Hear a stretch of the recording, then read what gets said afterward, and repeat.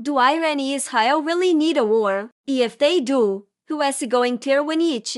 This is something that a lot of people have been asking me about lately. Each is not just some random question. It actually has deep roots in the Bible. The prophet Isaiah says this, woe to him that says, peace, when he was an enemy, peace to him from whom I have not ceased to speak.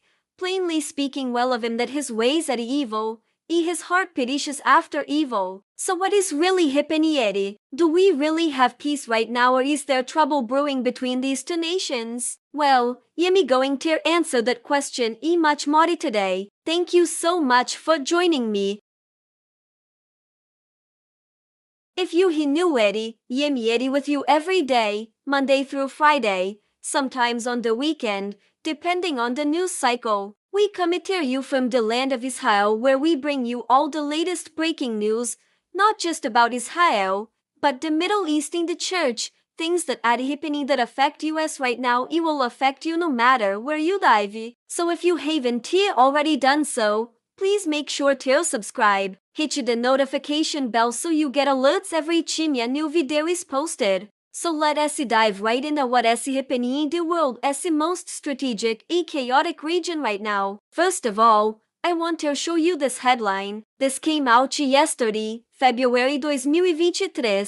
Iran's president says revenge is inevitable over Israel's alleged Mossad hot in Turkey. Now, it's interesting because the Israeli government has not said anything about this. However, Turkish President Recep Tayyip Erdogan has accused Israel of having a hand in the death of an Iranian scientist. His name was Mohsen Fakhrizadeh, who some say was the father of Iran's nuclear weapons program. He died in Iran in November of 2020. At the time, Iran blamed Israel. Israel never claimed responsibility for his death, but now suddenly Iran is saying, we definitely going to get revenge for this Morsi death. It's only been 3 years. Now, why do I find this story interesting? I find it interesting because number one, remember, there is an agreement between Turkey and Israel where Israel agreed to give Turkey $400 million in compensation for Gaza, for the families of those who died in Gaza. Israel has paid Turkey about $150 million.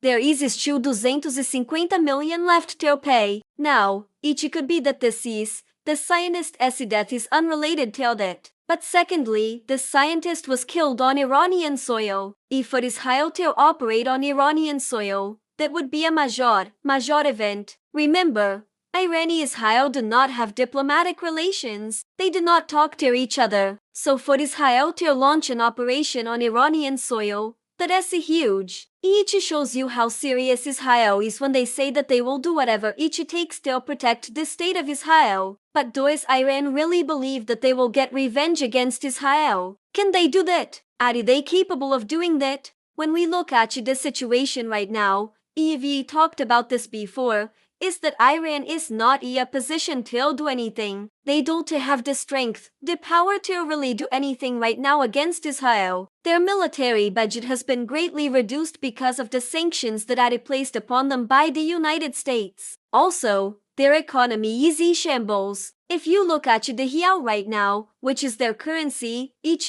basically it's worth next to nothing. So they can't even buy food for their people. So the last thing they want to do is provoke Israel and have another war because that is going to cost lives. And nobody wants that. Remember, war is not just bombs dropping. War is people dying. And that is what Iran does need to have right now. They don't have the manpower to have another war. Especially with Israel, they just not going to come out on top.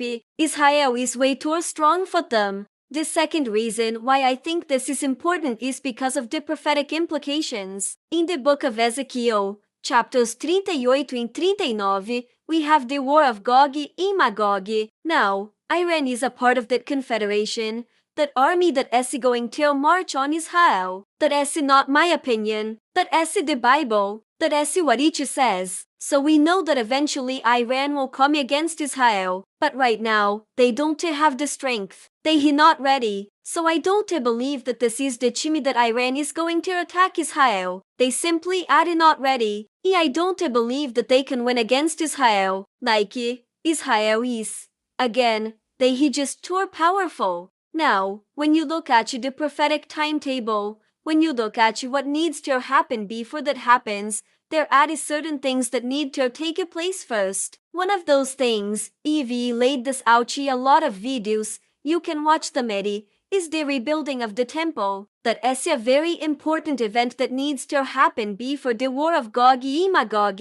EHS also mentioned in the Bible. Another thing that needs to happen is the return of the Jewish people to the land of Israel. We see that happening right now. Millions and millions of Jews are returning to Israel right now. They coming from all over the world. We've seen that happen in our lifetime. We've seen Israel become a nation again, thrive, flourish like in other nation in the world. So those things have happened. But what I want to show you right now, something that we just learned about last week, is the Shema. Have you heard about the Shema? Let me know in the comments if you have. But there is an ancient Jewish prayer that is recited at the end of every day. Each goes back thousands of years. This prayer says, "Hear Israel, the Lord our God, the Lord is one. Blessed be the name of his glorious kingdom forever and ever." Now, the interesting thing about this prayer is that each is mentioned also in the New Testament. So this is not just a Jewish prayer. This is a prayer that Christians should pray as well because each is mentioned in the New Testament.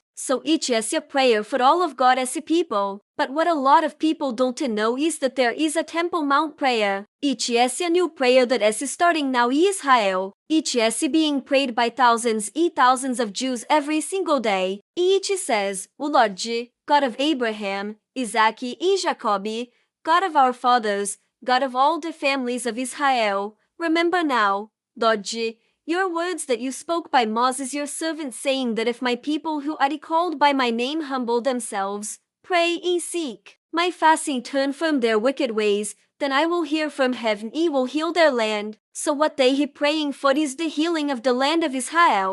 They he acknowledging God, they he saying, "God, we need you right now. Heal our land. Heal our people. Help us." This is being prayed daily. Tens of thousands of people are praying this prayer every single day. I thought that was very interesting.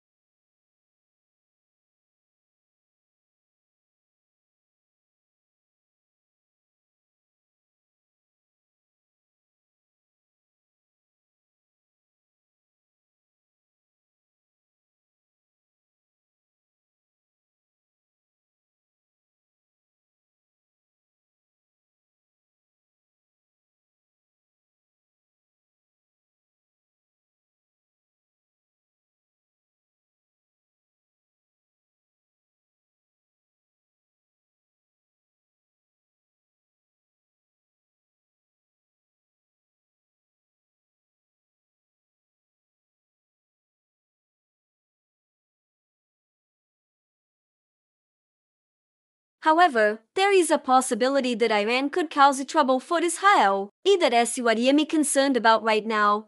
Not that they will defeat Israel militarily, but that they will cause trouble. They could be a part of the trouble that leads to a larger conflict. Because remember, the Bible says that the latter days, these last days, the end chimis, things will get worse and worse. Each says that in the last days, there will be perilous chimis. People will be lovers of themselves, lovers of money, boastful, proud, escapades, they will love pleasure more than God. So I think that is what Iran is doing. They he causing trouble, trying to do things to put pressure on Israel. But will that lead to a major war? I don't think so. I don't think Iran is ready for that. I don't think they he able to do that right now. I don't think they have the strength to do that right now. Okay, that is all I have for you today. Hey, thanks so much for joining me at the Watchman News. Until next Jimmy, God bless you. Remember, never hold your peace. Hey, everyone, thanks for checking out the Watchman News. Make sure you hit the subscribe button so you never miss an upload. Tap the bell icon so you be notified every time a new video is posted. And don't forget to share your thoughts, insights in comments below. Thanks for watching. We ideally see you back here tomorrow.